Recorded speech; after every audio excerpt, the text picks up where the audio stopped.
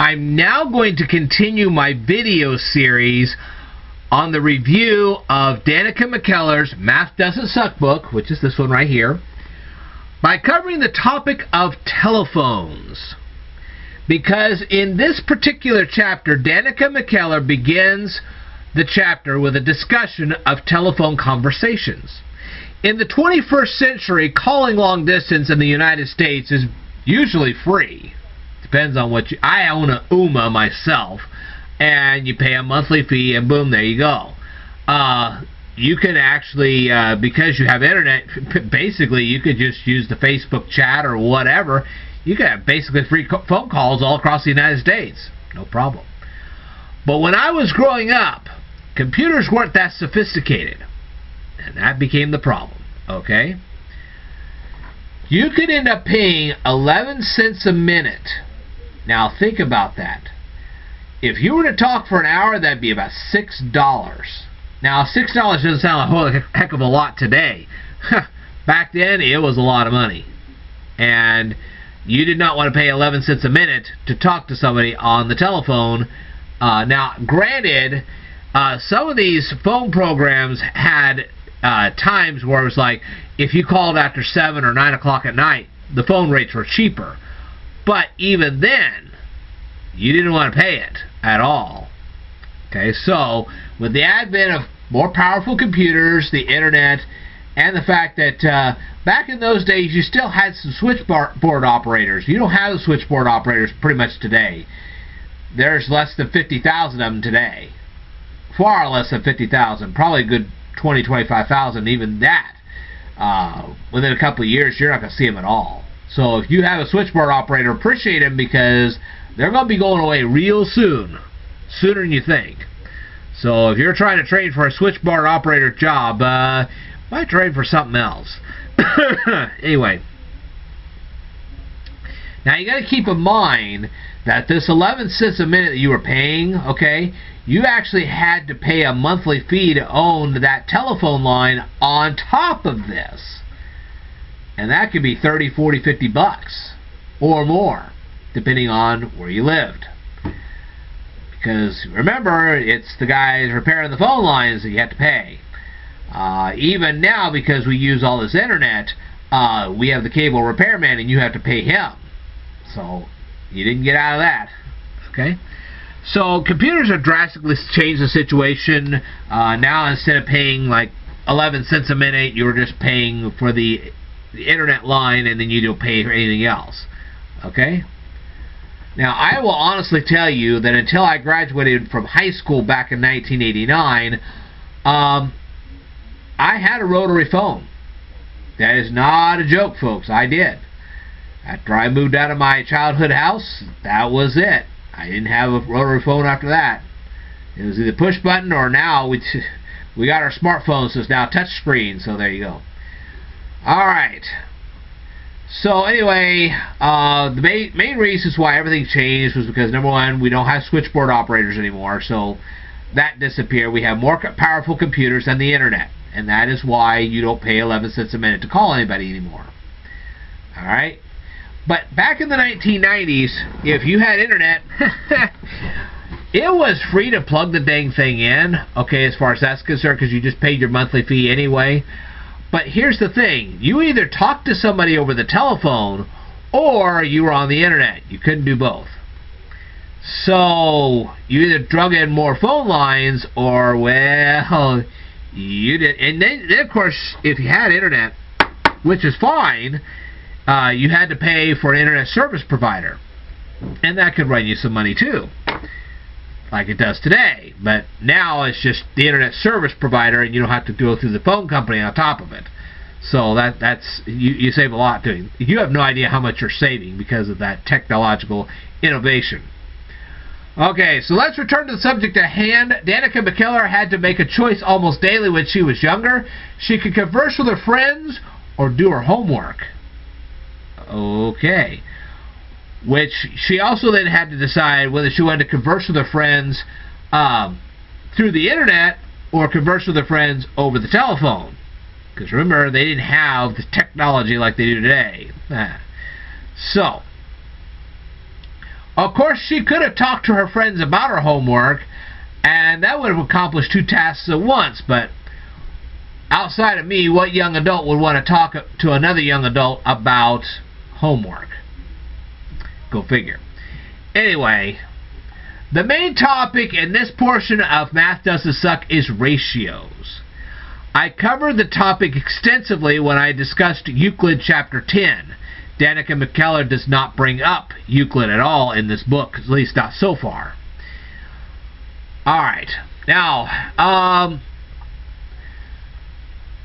to go on with this particular video, I am going to discuss art class. This is something I was forced to take in high school. Okay? I didn't want to take art class, but I took it anyway. Alright, now, our particular art class had a kiln in the classroom. Yeah, can you imagine that? We actually had a kiln. And I made a clay sculpture in class. Okay, I used actual clay to make a clay sculpture. Actually, it turned up into a flower vase. Okay, and then I had to decorate it. Yeah, it was a simple vase, but technically it was a vase. Okay, and it was a sculpture. Clay can be made from various minerals, but you have to have a certain amount of water to soften the clay so you can knead the clay and make it into the shape you desire. If you don't have enough water, you won't be able to knead the clay. If you add too much, it just goes everywhere. Trust me. It turns into some watery mess. So let's imagine that you have 4 ounces of clay. This is just a hypothetical situation. Okay, and let's say you had to add 2 ounces of water to the clay to make it soft enough to knead. Okay, this is what you knead bread dough. Well, the same type concept of clay. So in that case, you have basically a 2 to 4 ratio. Now ratios can be written like this, 2 to 4, or they can be written like this, 2 to 4. The main reason this is the preferred method over this is because this is technically a fraction. This is a more clerical understanding of what ratios are really like. Okay? Because they're not necessarily fractions. They can be presented as fractions, but that's not quite the way they work. So if you add another 2 ounces of clay to your mixture, you would also add another ounce of water to your mixture to keep it so you can knead the clay. Because if you just add 2 more ounces of clay to your mixture, it's not going to knead anymore because it doesn't have enough water. Period. And if you add more than an ounce of water to that now 6 whatever of clay, 6 ounces, you add more than an extra ounce of water to that 6 ounces of clay, it's going to become mush. Okay. Now the one thing you don't want to do is to substitute Play-Doh for clay. Because you put that much water on Play-Doh, it's just going to turn to mush. It's already got enough water to knead and do whatever you want with it. Unless it's thoroughly dried out, and then you want to add a little water to make it work again. But Play-Doh, you don't have to add as much water to Play-Doh as you would to real clay. Go figure. How much water you'd have to add to completely dry Play-Doh, I don't know. You would have to consult the company that actually makes it, or ask somebody that's made their own Play-Doh, and there you go. Alright? So, the basic thing is that when you're using this, when you're trying to make a ratio, you have to make sure the units up here are the same kind of units down here. Okay? So, you're using ounces to ounces. Okay? You got 4 ounces of clay, 2 ounces of water. And that way, if you increase the numerator, you're going to increase the denominator as well, based on what you're doing. So if you had an extra 2 ounces of clay, you're going to add an extra ounce to this top one. So it's ounces to ounces. Like that. Okay? Now,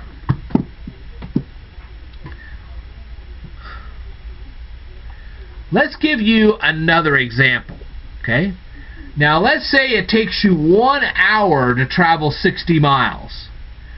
But it only takes you 30 minutes to travel 30 miles. Okay? Now, to create ratios that you can compare, you have to convert the 1 hour to 60 minutes. And here's why. And this was illustrated in my videos about Euclid Book 10, so if you ever want to go and check those out, you may. So, what you do is you'd have 30 over 60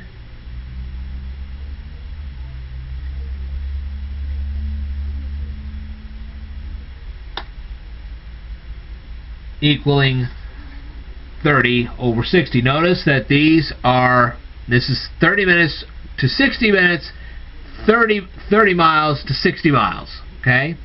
So this is the number of miles covered, this is the number of miles covered, this is the amount of minutes covered, this is the amount of minutes covered.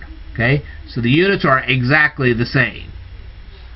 And that is very important to this. But here's the problem.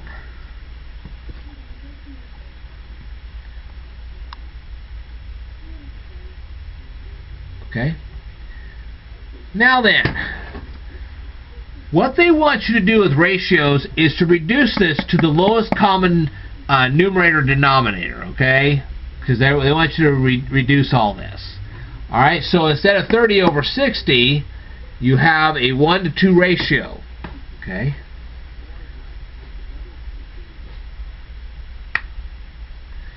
So now we're going to write it the way they always want you to write it. It's a 1 to 2 ratio equaling a 1 to 2 ratio. That's how they really want you to write this stuff. Because you're going to do this stuff by Euclid Book 10, this is how you're supposed to write it. Because technically it's not really a fraction, this is a ratio. And they can be written like fractions, but really they are ratios. Now, why is it so important to keep the units exactly the same? Well, it doesn't sound very important unless, of course, you're dealing with medications and you're trying to formulate them. And I'm going to illustrate this very carefully when I publish my PTCB on a budget book. I know I have not yet published it, but when I do, if you're watching that video, if you're watching this video after that, you'll begin to realize how important it is to keep the ratios intact. Okay, and that means that if you have minutes in the numerator, you have minutes in the denominator. If you have miles in the numerator, you have miles in the denominator. And it's all reduced like this. Okay? Now,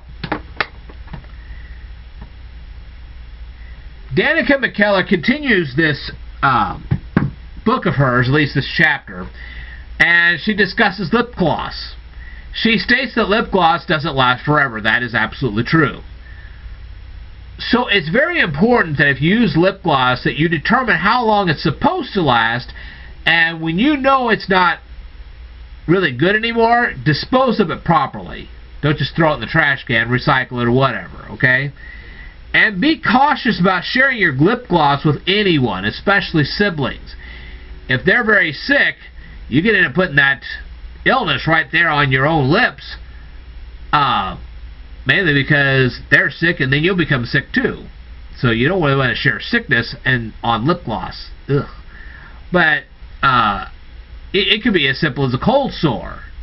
Well, gee, the infection of the cold sore can end up with the lip gloss and then it can end up on you. Ew. So, be careful about that. Now, I'm going to take a quick look at some of the math problems Danica McKellar presents in this chapter of her book. She never mentions the size of the pastry in the first problem or the fruit that is being used to create the ratio. I mean, if you're going to create a proper ratio, you might want to know if you got evenly sized components. A really good ratio. And let me ask you something. Who in the world keeps track of all the texts that they send out? I don't. I'm not going to sit there and count. Well, I sent like 20 texts today. That's impractical. When you get really smart like me, that's impractical. And are you seriously going to keep track of how many texts another person sends back to you, whether they are just a friend, or maybe you're dating them, or possibly they're your spouse? You going to keep track of every single text that they send to you? Really? Now, if they have an important message in the text, you might want to keep track of that. But other than that, you're not going to sit there and count how many texts they sent you. Ridiculous.